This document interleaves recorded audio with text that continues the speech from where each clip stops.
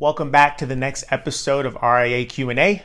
So this question is going to be for those people out there who are wondering what the 2% fee is for financial planning firms.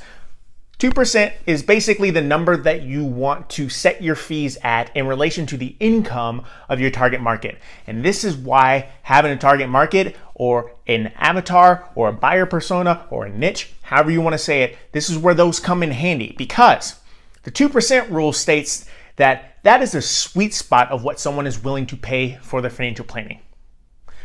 Less than 2%, and you're probably undercharging. Over 2%, you're probably overcharging, and your clients are gonna be you're gonna start seeing some turnover when that happens, because they're gonna feel a little prick every single time they pay you. And at over 2%, they are more aware of that pricing saliency. So the way to combat that, or to notice it and figure out if your pricing's right, is to survey your clients and make sure that you know how much they make and what the average is of what they make and how much they pay in planning fees.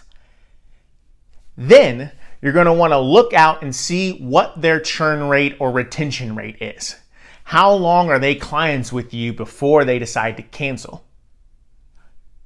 Then you're going to figure out why they're canceling. If they say it's pricing, then you know it's in alignment. So after you look at those three factors and match them all up and plot them out on a data graph, you'll be able to know whether or not your fees are in the right place. The mistake that a lot of people make is that they, one, don't do research on their target market to figure out what they can afford and what they can't afford.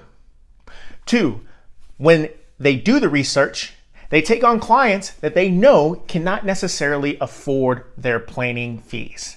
So then they freak out when 3 months, 6 months, 9 months later, when that client churns, and they don't take the time to look and make sure that those clients are actually the best fit for their firm. And three, they don't look at the data. I just mentioned 3 ways that you can find the variables and plot it out on a graph. If you don't do that, you cannot claim to be surprised when someone churns or the pricing doesn't work out. You have to make sure that you track the data, because that will be so informing. There's a reason why business intelligence is a thing, and people have full-time jobs just examining the analytics of the companies that they work at. So making sure that you know your data and making sure that your pricing is right in alignment with what your target market needs and what it can afford, that's probably where you're going to hit your 2% rule. And yes, there might be 2.5, and yes, there may be 1.5, but again, too low, you'll know, because when you have that fee discussion, your closing ratio will skyrocket. And that's how you know you're charging too little. You should not have a 90% close ratio. You shouldn't. I mean, you can if you want to feel good about yourself, but in terms of profitability, you don't want to have something that high. You might want to increase your fees by 20, 30% and then see where your ratio is at that point, because you want to be about, I'd say, 30 to 50% close, and right after that fee discussion. Now, if you're at 30 and 50% and that's before the fee discussion, then that's a completely different story. But if you're hitting 90%, 100% of your closes over a long period of time after the fee discussion, then you know that it might be time to raise those fees or hire someone to take on your lower end clients so you can focus on A+ service clients. Anyways, hopefully that's really helpful for you all.